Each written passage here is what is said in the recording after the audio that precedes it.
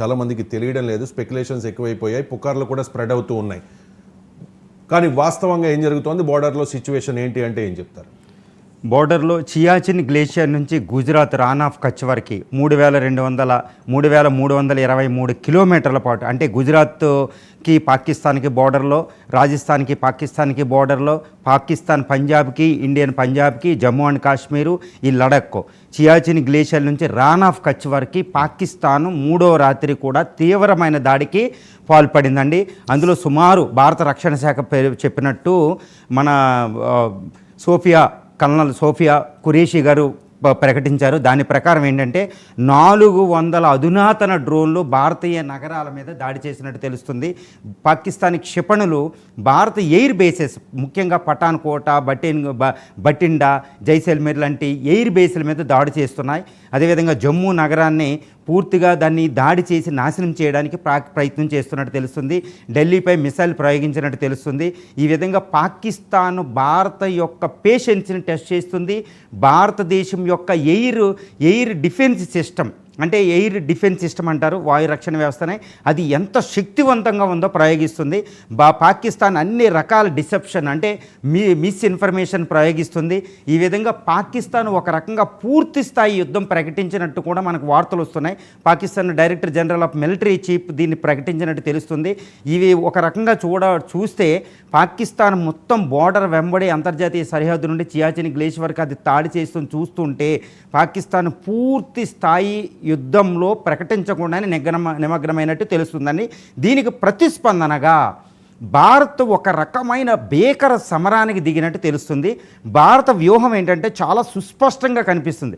ఒకటి, పాకిస్తాన్ ప్రయోగించే డ్రోన్లు, మిసైల్స్, వీటిని అడ్డుకోవడం, అంటే రక్షణాత్మకమైన వైఖరి, అంటే భారత ప్రజల్ని, భారత ఎయిర్ బేస్ల్ని, భారత యుద్ధ విమానాలని, భారత సరిహద్దుని, భారత భూభాగాన్ని రక్షించుకుంటూనే భారతదేశం చాలా తీవ్రంగా భీకర సమరం చేస్తుంది. అది ఏంటంటే పాకిస్తాన్ రాత్రి రిపోర్టులు చూస్తే పాకిస్తాన్ కూడా దాన్ని ధృవీకరించిందండి. ఇస్లామాబాద్ మీద అటాక్ చేసింది.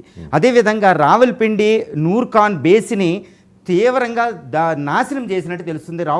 రావల్పిండి ఎయిర్ బేస్ అనేది చాలా ఇంపార్టెంట్. అక్కడ నుంచి F-16 ఫైటర్స్ ఇవన్నీ ఉంటాయి, అక్కడ నుంచి లెగిస్తాయి, అక్కడ నుంచే భారతదేశం రావాలి. బ్రేకింగ్ న్యూస్ ఏంటంటే లాహోర్లో కూడా అటాక్స్ స్టార్ట్ అయ్యాయి. ఎస్ అండి, లాహోరు ఎయిర్ డిఫెన్స్ సిస్టమ్ని నాశనం చేస్తుంది, రాడార్ సిస్టమ్ని భారతదేశం నాశనం చేస్తుంది. అంతే, భారత పూర్తి స్థాయి యుద్ధాన్ని అంటూ ప్రకటించబడితే పాకిస్తాన్ తన అణ్వాయుధాల ప్రయోగం కానీ, యుద్ధ విమానాలు కానీ, నావికా దళాలు ఏవి కూడా పని చేయకుండా నిర్వీర్యం చేస్తూ భారత్ వెళ్తుంది. దీన్ని ఏమంటారంటే ఒక డెడ్ పాలసీ అనే ఒకటి ఉంటుందండి యుద్ధతంత్రంలో. తర్వాత సీడ్ పాలసీ అని ఒకటి ఉంటుంది అనమాట. 2వ ప్రపంచ యుద్ధంలో జర్మనీ ఇవన్నీ వాడిని అనమాట.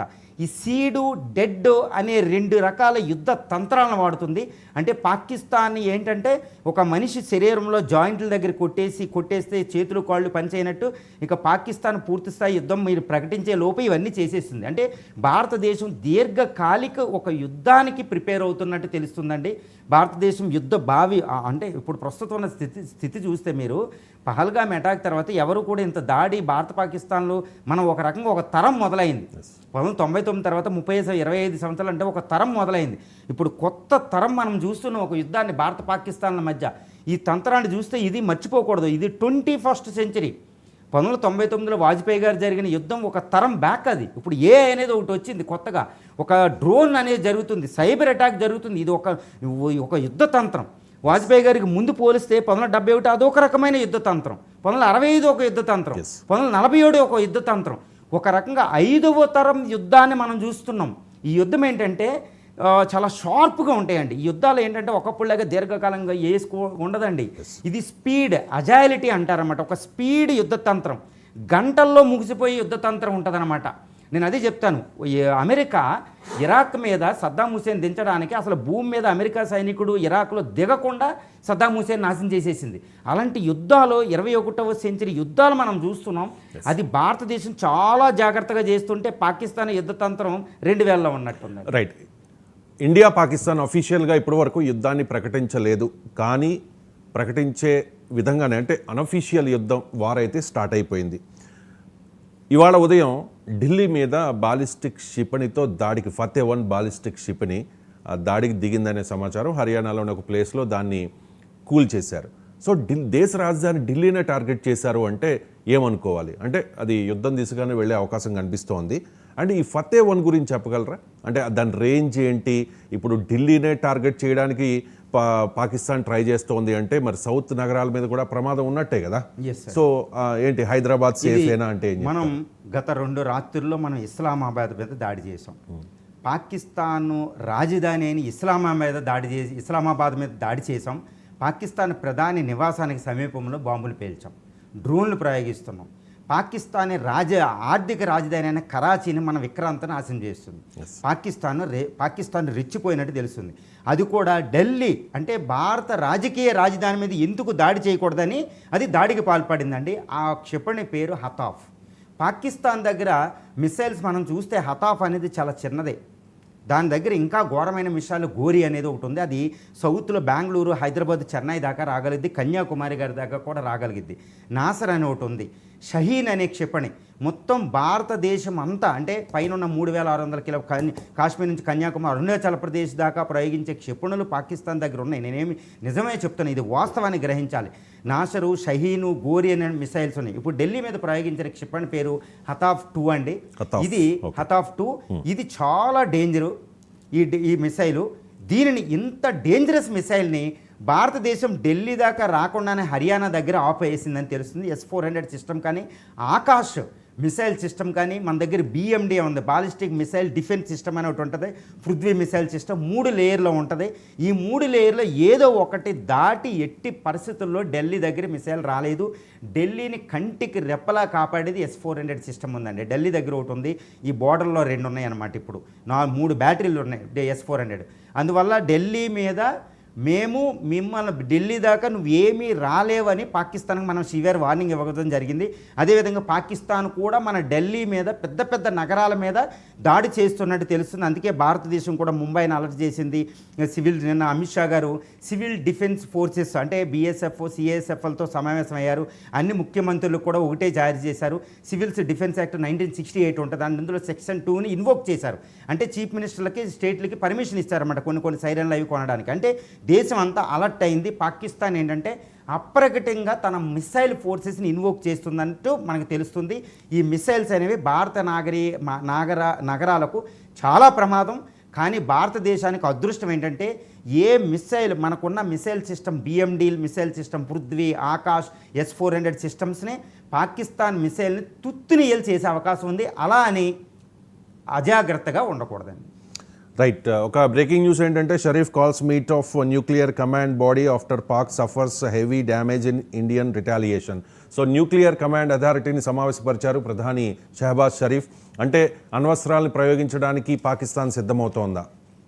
ఇది మనకి సుస్పష్టంగా ఒకటి చెప్పొచ్చు. పహల్గాం దాడి అనంతరం పాకిస్తాన్ దగ్గర ఉన్న ఒకే ఒక అస్త్రం అణ్వస్త్రం. ఈ అణ్వస్త్రాల బూచి చూపిస్తే భారతే కాదు ప్రపంచంలో ఏ శక్తి వెళ్ళదు. ఎందుకంటే అవి అణ్వస్త్రాలు కదా, అల్టిమేట్ వెపన్స్, చివరి అస్త్రాలు ఉపయోగించేది. పాకిస్తాన్ ఇప్పుడు న్యూక్లియర్ కమాండ్ అథారిటీ, ప్రతి దేశానికి ఒక న్యూక్లియర్ కమాండ్ అథారిటీ ఉంటుంది. దానికి అధ్యక్షుడు భారతదేశంలో ప్రధాని అయితే ఆ దేశంలో ప్రధాని షహబాజ్ షరీఫ్. ఇప్పుడు ఈ న్యూక్లియర్ కమాండ్ అథారిటీని మీట్ చేశాడు అంటే 2 ఉంటాయి. 2 రకాల ప్రయోజనాలు చేసి ఉంటాడు. మళ్ళీ భారత్ మీద న్యూక్లియర్ బూచి చూపించాడు. మీరు మా మీద నాశనం చేసేస్తున్నారు, మా దేశాన్ని సర్వనాశనం చేస్తున్నారు, ఇస్లామాబాద్ అని చూడడంలో, కరాచీ అని చూడడంలో మీరు అధునాతన మిసైల్తో కొట్టేస్తున్నారు. మా మిసైల్స్ ఏవి మీ మీద చేరలేకపోతున్నాయి, మా డ్రోన్లు ఏవి మీ మీద చేరలేకపోతున్నాయి, 400 ప్రయోగించిన ఇదేదో మాకు ఓడిపోవడానికి సిద్ధంగా ఉన్నాం.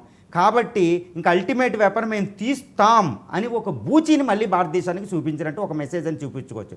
అదే న్యూక్లియర్ కమాండ్ అథారిటీ అంటే పాకిస్తాన్ ఈ ఆర్మీ జనరల్స్ 3 చీఫ్లు వీళ్ళు ఉంటారు, కింద అథారిటీ ఉంటుంది. వాళ్ళని ప్రయోగించడం అంటే మళ్ళీ బూచి చూపించడం. రెండోది ఏంటంటే న్యూక్లియర్ బాంబుల్ని అది రెడీ చేస్తున్నట్టు మనకు అర్థం అనమాట. న్యూక్లియర్ కమాండ్ అథారిటీ అంటే వ్యూహాత్మక న్యూక్లియర్ బాంబులు ఎప్పుడు ఏంటంటే నిద్రావస్థలో ఉంటాయి, అక్కడ ఒకటి ఇక్కడ ఒకటి అనమాట. వాటిని బయట తీస్తే రెడీ టు యూజ్ అనే దాన్ని అది చేస్తుంది అని అయితే మనం చెప్పుకోవచ్చు, రెడీ టు యూజ్. రెండో విషయం ఏంటంటే ఒక ప్రయోజనం ఒకటి ఉందండి. ఒకటి మనకు బూచి చూపించడం, 2 రెడీ చేసుకోవడం, మాకు ఇంకా దిక్కులేదు ఈ వెపన్స్ అని చెప్పడం. మూడోది ఏంటంటే భారతదేశాన్ని చేతులు కట్టేయడం. బాబు నువ్వు ఇష్టం వచ్చినట్టే బిహేవ్ చేస్తే మాకు ఇదే ఉంటాయి, పిచ్చోడి చేతిలో రాయని. ఈ విషయంలో భారత చేతులు చాలా జాగ్రత్తగా కూడా వెళుతుంది, యుద్ధతంత్రం అలాగే ఉంది. ఇక 4వది ఏంటంటేనండి అంతర్జాతీయ సమాజానికి మెసేజ్ ఇవ్వడం, సీరియస్నెస్. బాబు నేను అణుబాంబులు తీస్తున్నా అంటే అంతర్జాతీయ దేశాలు ఏంటంటే పాకిస్తాన్ పని పట్టాలని చూస్తున్నాయి, భారతదేశం పాకిస్తాన్ పని పట్టాలని. ఇప్పుడు ఆ దేశాలు ఇంకా రంగంలో దిగుతాయండి. రంగంలో దిగి పాకిస్తాన్ని, భారతదేశాన్ని సైలెంట్ చేయడానికి ట్రై చేస్తే, ఇలాంటి సైలెంట్ చేయడం అంటే పాకిస్తాన్కి ప్రయోజనం. ఎందుకంటే అది యుద్ధం చేయలేకపోతుంది కాబట్టి, పాకిస్తాన్ యుద్ధం చేయలేకపోతుంది కాబట్టి అంతర్జాతీయ సమాజం వచ్చింది అనుకోండి, చాలా మంచిదన్నమాట. అందుకు పాకిస్తాన్ ఇంకా యుద్ధం చేయలేను, ఓడిపోతాను అని చెప్పడమే ఈ న్యూక్లియర్ కమాండ్ అథారిటీ మీటింగ్ యొక్క సారాంశం. మనకు అంత ప్రమాదం లేదు, కానీ జాగ్రత్తగా ఉండాలి. రైట్. ఇప్పటికే ప్రపంచ దేశాలు రంగంలోకి దిగాయి. అంటే ఇట్స్ నాట్ అవర్, అంటే మా బిజినెస్ కాదు, మా సంబంధం లేదు, నన్ ఆఫ్ అవర్ బిజినెస్ అని చెప్పి అమెరికా కమెంట్ చేసినప్పటికీ కూడా ట్రంప్ చాలా నిశ్చితంగా గమనిస్తూ ఉన్నారు. అలాగే UK, Saudi Arabia, China, Russia, Israel ఇలాంటి దేశాలన్నీ కూడా చూస్తూ ఉన్నాయి ఏం జరగబోతోంది ఏంటి అని చెప్పేసి. సో అవి రంగంలోకి దిగినట్టుగా మనకున్న సమాచారం. సో అవి ఏం చేసే అవకాశం ఉంది? పాకిస్తాన్ మీద ఈ దేశాలు, నేను ఇప్పటివరకు చెప్పిన దేశాలు ప్రెజర్ పెడితే పాకిస్తాన్ వారి మాట వింటుందా? ఏం జరుగుతుంది? ఒకటేనండి, రాత్రి 2 రోజుల నుంచి ఒక జేడీ వ్యాన్స్ పాకిస్తాన్ అమెరికా ఉపాధ్యక్షుడు చెప్పింది ఒక సందర్భం, అది వదిలేయండి. ఆ జేడీ వ్యాన్స్ కాదు, కానీ ట్రంప్ గారు, అమెరికా ప్రెసిడెంట్ డొనాల్డ్ ట్రంప్ చాలా సీరియస్ వార్నింగ్ పాకిస్తాన్కి ఇచ్చినట్టు మనకి రిపోర్ట్లు వస్తున్నాయండి. ఆ సీరియస్ వార్నింగ్, మీరు ట్రంప్ గారు వార్నింగ్ ఇస్తే ఎలా ఉంటుందో మీకు తెలుసు అనమాట. ఆ వార్నింగ్ తట్టుకోవడం ప్రపంచంలో ఏ దేశానికి సాధ్యం కాదు. చైనాయే, పుతినే తట్టుకోలేని పరిస్థితి. ఇంకా పాకిస్తాన్ అక్కడ ఈ ట్రంప్ గారు సీరియస్ వార్నింగ్ ఇచ్చినట్టు తెలుస్తుంది. ఎందుకంటే Pakistan nuclear command authority Pakistan tactical nuclear weapons ready చేస్తున్నట్టు తెలుస్తుంది. అంటే రెడీ టు యూజ్ మోడ్లో పెడుతున్నట్టు, అంటే క్షిపణిలో లోడ్ చేస్తున్నట్టు, పెద్ద పెద్ద విమానాల్లో లోడ్ చేస్తుంది అనమాట. అది రెడీ టు యూజ్ అని ఎయిర్ బేస్ల దగ్గర పెడుతుంది. ఆ రిపోర్ట్ల దగ్గర, సిఐఏ దగ్గర ఆ రిపోర్ట్లు పుష్కలంగా ఉంటేనే ట్రంప్ గారు వార్నింగ్ ఇస్తారు. ట్రంప్ గారు వార్నింగ్ ఇవ్వడం అంటే పాకిస్తాన్కు ఒకటే, నువ్వు యుద్ధం చెయ్యి, యుద్ధంలో వెనక తగ్గు, అంతేకాని న్యూక్లియర్ బాంబులు వాడితే మాత్రం నేను రంగంలో దిగుతాను అని ఒకటి సీరియస్ వార్నింగ్ అనమాట. ఎందుకంటే పాకిస్తాన్ అనేది ట్రంప్ వార్నింగ్ని పక్కన పెట్టే పరిస్థితి ఉండదు. ఎందుకంటే మీకు 2 ఉంటాయండి ఇక్కడ, చాలా సీక్రెట్ వ్యూహాత్మకంగా ఒకటి ఉంటాయి అన్నమాట. పాకిస్తాన్ అణ్వాయుధం వేయాలంటే 2 తప్పించుకుని భారతదేశం రావాలి. భారత వాయు రక్షణ వ్యవస్థ S-400 ఆకాశ్ మిసైల్ సిస్టమ్ తట్టుకుని రావాలి. కానీ ఏ మిసైల్ కూడా భారతదేశం చేరడం లేదు, మీకు చూసుకోండి. అంటే పాక్ అణ్వస్త్రాలు భారతదేశం చేరే పరిస్థితి ఇప్పుడు లేదు. ఇది ఒక ఎత్తు అయితే, రెండో ఎత్తు ఇంకోటి ఉంటుందండి. నిన్న America Pacific command general, army general చెప్తున్నారు, మేము నిశితంగా పరిశీలిస్తున్నామని. అంటే ఎంత వార్నింగ్ అంటే ఇది సామాన్యంగా అర్థం కాదు. యుద్ధ భాషలో, రక్షణ వర్గాల భాషలో చాలా స్పష్టంగా బయటకు తెలియదు మిగిలిన వాళ్ళకనమాట. అక్కడ ఏం చెప్పారంటే, ఇప్పుడు అమెరికా యొక్క యుద్ధ నౌకలు నిమిట్జ్ క్లాసు, ఈ రొనాల్డ్ క్లాస్ అనేవి ఇరాన్ దగ్గర మోహరించి ఉన్నాయి, డిగో గార్షియా దగ్గర ఉన్నాయి. ఇండియన్ ఓషన్లో అమెరికా యుద్ధ నౌకలు ఉన్నాయి, అమెరికా సబ్మెరైన్స్ ఉన్నాయి. వీటికి ఒక సిస్టమ్ ఉంటుందండి. వాటి దగ్గర పేట్రియాటిక్ మిసైల్ సిస్టమ్ ఉంటుంది, యాంటీ డిఫెన్స్ సిస్టమ్ ఉంటుందండి. వాటి దాటి పాకిస్తాన్ ఎట్టి పరిస్థితులు అణ్వాయుధాలు లేదు. అంటే పాకిస్తాన్ మన ముంబై మీద కానీ, మన హైదరాబాద్ మీద కానీ, మన ఢిల్లీ మీద కానీ అణ్వస్త్రం ప్రయోగించిందనుకోండి, భారతదేశమే కాదు అమెరికా కూడా దాన్ని ఆపే శక్తి ఉందన్నమాట. దానికి అంత శక్తి ఉంటుంది అమెరికాకి. అందుకని ట్రంప్ గారి వార్నింగ్ని అప్పుడు పాకిస్తాను ఇగ్నోర్ చేయలేదు, పక్కన పెట్టలేదు. అందువల్ల ట్రంప్ వార్నింగ్ అంటే మనకు అణుయుద్ధం రాదు అని అర్థం. 2 ఈ యుద్ధం ముందుకు వెళ్ళదని అర్థం. ఇట్టి పరిస్థితుల్లో మీరు ఇండియాతో చర్చించండి, డైలాగ్స్ రాండి, చర్చించుకోండి, ద్వైపాక్షికంగా చర్చించుకోండి అని ట్రంప్ గారు సూటుగా చెప్పేస్తున్నారు. తన విదేశాంగ మంత్రి మార్కో రూబియో రంగంలో ఉన్నారు. రైట్. ఈ ఆపరేషన్ సింధూర్లో భారత్ పాకిస్తాన్లో ఉన్న ఉగ్రవాద స్థావరాలను మాత్రమే టార్గెట్ చేసింది, ఉగ్రవాదులను మాత్రమే టార్గెట్ చేసింది. కానీ ఆ తర్వాత పాకిస్తాన్ రిటాలియేషన్ ఏ రకంగా ఉంది అంటే, పౌరుల మీద, నగరాల మీద టార్గెట్ చేసింది, ఎయిర్ డిఫెన్స్ సిస్టమ్ని టార్గెట్ చేసింది. సో పాకిస్తాన్ యాక్షన్కి రియాక్షన్ భారత్ నుంచి ఉంది, కానీ ఎప్పుడూ కూడా హద్దు దాటకుండా చాలా వ్యూహాత్మకంగా భారత్ వెళ్తున్నట్టు కనిపిస్తోంది. సో ఈ యుద్ధ వ్యూహం చాలా విస్తృతంగా ఉన్నట్టు కనిపిస్తోంది. ఏమంటారు భారత యుద్ధ వ్యూహం గురించి? భారత యుద్ధ వ్యూహం చాలా లోతుగా, ప్రొఫౌండ్ స్ట్రాటజీతో ముందుకెళ్తుంది. అంటే చాలా నిశితంగా గమనిస్తే అర్థమవుతుంది. ఏదో మనం మీడియాలో వచ్చినట్టు ఇది అది వాళ్ళు అటాక్ చేస్తే మనం అటాక్ చేసింది కాదండి. భారతదేశం ఎదురుదాడి వాళ్ళు చేసేది రక్షించుకుంది, డిఫెండ్ చేసుకుంటుంది. అదేవిధంగా అఫెన్సివ్ మోడ్లో కూడా ఉంది, అటాకింగ్ మోడ్లో ఇండియా ఉంది. పాకిస్తాన్ గగనతలాన్ని దాటి మొత్తం 7,96,000 16,000 చదరపు కిలోమీటర్లు పాకిస్తాన్ మీద ప్రతి ప్రాంతంలో భారతదేశం అటాక్ చేసింది. ప్రధాన నగరాలను అటాక్ చేస్తుంది. నేవీ త్రివిధ దళాలు అటాక్ చేస్తున్నాయి. ఇదంతా ఒక ఎత్తు. పూర్తి స్థాయి యుద్ధం వస్తే దాన్ని ఆపుకోవడం ఒక ఎత్తు. అదొకటండి. రెండోది ఒకటి చేస్తుంది, సింధు జలాలని భారత ప్రాజెక్టుల నుంచి వెళ్ళనివ్వడం లేదు, అక్కడ నీటి కొరతను సృష్టిస్తుంది. రెండో రకం ఒకటి ఉంది, వాటర్ బాంబ్ అని. డ్యామ్లోనే నీటిని వదిలేసి పాకిస్తాన్లో ఫ్లడ్స్ వస్తున్నాయండి, గమనించండి మీరు. ఒకటి ఫ్లడ్స్ వస్తున్నాయి, రెండు కరువు వస్తున్నాయి. చెప్పడం అన్నమాట పాకిస్తాన్ ప్రజలకు చెప్తుంది, పాకిస్తాన్ మీరు భవిష్యత్తులో మీ జీవితాలు ఎలా ఉంటాయని పాకిస్తాన్ ఆర్మీ మీద, పాకిస్తాన్ ప్రభుత్వం మీద తిరగబడేటట్టు చేస్తుందండి. అది సామదాన భేద దండోపాయాల భేదం అనమాట. ప్రజలే తిరగబడితే ఇంకెక్కడ ఉంది? అదొక వాటర్ బాంబు వ్యూహం, సింధు నది జలాలని. ఇక మూడో వ్యూహం ఒకటి ఉందండి, అది ఎప్పుడు ఇంపార్టెంట్. భారతదేశం పాకిస్తాన్ అవి అంతర్జాతీయ సమాజంలో ఒక భాగం అండి. అంటే డిప్లొమాటిక్ వార్ అనేది ఒకటి ఉంటుంది. విదేశాంగ నీతులు ఎవరు గెలిచారు? ఇప్పుడు విదేశాంగ విధానానికి సంబంధించి భారతదేశానికి పూర్తి సపోర్ట్ ఉంది. ఎక్సెప్ట్ అజర్బైజాను, టర్కీ అనేది పరోక్షంగా సంబంధించి వదిలేస్తే చైనా కూడా, ఏ దేశం కూడా పాకిస్తాన్కి మేము సపోర్ట్ చేస్తామని రాలేదు. ఎందుకంటే భారతదేశం విదేశాంగ నీతి ఎలా ఉందంటే, వాళ్ళు మా మీద అటాక్ చేస్తున్నారు, మా సార్వభౌమత్వాన్ని వాళ్ళు త్యజిస్తున్నారు, మా అమాయక ప్రజలను చంపుతున్నారు, చూడండి వాళ్ళని. భారతదేశం ఇటు యూకేకి, ఇటు అమెరికాకి, ఇటు సౌదీ అరేబియా ప్రతిసారి ఇదిగోండి ఇలా జరుగుతుందని యుద్ధం ఎక్స్ప్లెయిన్ చేస్తున్నారు. మన ఎంబసీస్లో మన అంబాసిడర్స్ 200 మంది ఎంబసీలు 200 దేశాలకు ఎక్స్ప్లెయిన్ చేస్తున్నారు. యుఎన్ వాళ్ళు చెప్తుంది, యుఎన్ సెక్యూరిటీ కౌన్సిల్. ఈ విధంగా డిప్లొమాటిక్ వారు భారత పక్షం ఉంది, సింధు నది భారత పక్షం ఉంది, వాటర్ వారు. రెండు పాకిస్తాన్లో, నాలుగోది పాకిస్తాన్లో డివిజన్ క్రియేట్ చేస్తుంది. ఎక్కడికక్కడ విభేదాలు, అక్కడ బిఎల్ఓ ఫోర్స్ అని, నిన్న మిసైల్స్ ఇవ్వండి మేము పేల్చేస్తామంటున్నారు వాళ్ళు. అక్కడ క్వెట్టాని సిటీని ఆక్యుపై చేస్తున్నారు బిఎల్ఓ. అక్కడ ఫక్తినిక్వాలు నిన్న 10 మెంబర్స్ పాకిస్తాన్ ఆర్మీని చంపేశారు. పాకిస్తాన్లో డివిజన్స్ వస్తున్నాయి, ప్రజలు తిరగబడేటట్టు చేస్తుంది. సామధాన భేద దండోపాయాలు, డిప్లొమాటిక్ వార్ బాగుంది, ఒక రకంగా అటాక్ చేస్తుంది, డిఫెండ్ చేస్తుంది. అంటే మల్టీ ప్రాంజ్డ్ అప్రోచ్లో భారతదేశ వ్యూహం ఉంది. ఇక్కడ గమనించాలి మనం. సో అద్భుతమైన మానవత్వంతో మా యుద్ధం జరుగుతుంది, బ్రూట్ ఫోర్స్ కాదు పాకిస్తాన్ లాగా టెర్రరిస్టు లాగా అని చెప్తుంది. టెర్రరిస్టులు ఆర్మీని కలిసి చూపిస్తుంది. సో ఈ విధంగా భారతదేశ వ్యూహం అనేది ఒక అద్భుత వ్యూహం. ఈ వ్యూహాన్ని త్వజించి గెలవడం అనేది ప్రపంచంలో ఏ దేశానికి సాధ్యం కాదు, ఇక పాకిస్తాన్కి ఎక్కడ సాధ్యమవుద్దండి? రైట్. అలాగే ఇప్పుడు ఈ డ్రోన్లు, పాకిస్తాన్ ఉపయోగిస్తూ ఉన్న డ్రోన్లను సప్లై చేసింది తుర్కీయే, అంటే టర్కీ. అలాగే చైనా కూడా కొన్ని సైనిక పరంగా సపోర్ట్ చేస్తోంది పాకిస్తాన్కి చైనా. అంటే ఈ టర్కీ అండ్ చైనా, ఈ రెండు దేశాల విషయంలో భారత్ వ్యూహం ఏ రకంగా ఉండొచ్చు? ఒక్కటేనండి, ఇప్పుడు పాకిస్తాన్ భారత్పై యుద్ధం ప్రకటించింది. 2 రకాలన్నమాట. హమాస్ తీవ్రవాదం ఎలా ఉంటుందో ఆ మెదడు ఒకటి, వాళ్ళ టెర్రరిస్టులు ఒకటి. మూడోది ఏంటంటే చైనా ఆయుధాలు. ఇప్పుడు JF-17, JF-10 థండర్ ఫైటర్సు ఇవన్నీ ఒకటైతే, ఇంకా టర్కీ 400 డ్రోన్లు నిన్న ప్రయోగించిందండి. ఆ డ్రోన్ల పేర్లు అంటే క్యామ్కాజీ అంటారు, అంటే సూసైడ్ డ్రోన్స్ అంటారన్నమాట. UAV ఉంటాయి, అన్మాన్డ్ ఎయిర్ వెహికల్స్ అని. ఇవన్నీ టర్కీ తన యుద్ధ విమానాన్ని దింపింది. ఒక 10 రోజుల క్రితం దింపితే ఏదో ఆయిల్ నింపుకోవడానికి అని చెప్పారు, కానీ అది తప్పు. దాంట్లో డ్రోన్లు వచ్చినాయని అర్థమైంది. అంటే టర్కీ డ్రోన్లు, చైనా ఆయుధాలు ఒక రకంగా పరోక్షంగా ప్రత్యక్షంగా పాకిస్తాన్కి ఇచ్చారు అని అర్థమైపోతుంది. అందువల్ల ఏంటంటే టర్కీ చైనా విషయంలో భారతదేశం చాలా జాగ్రత్తగా ఉండాలి. ఆ దేశానికి సివియర్ వార్నింగ్ ఇస్తున్నట్లు కూడా మనకు తెలుస్తుంది. చైనా ఒక రకంగా వెనక తగ్గింది.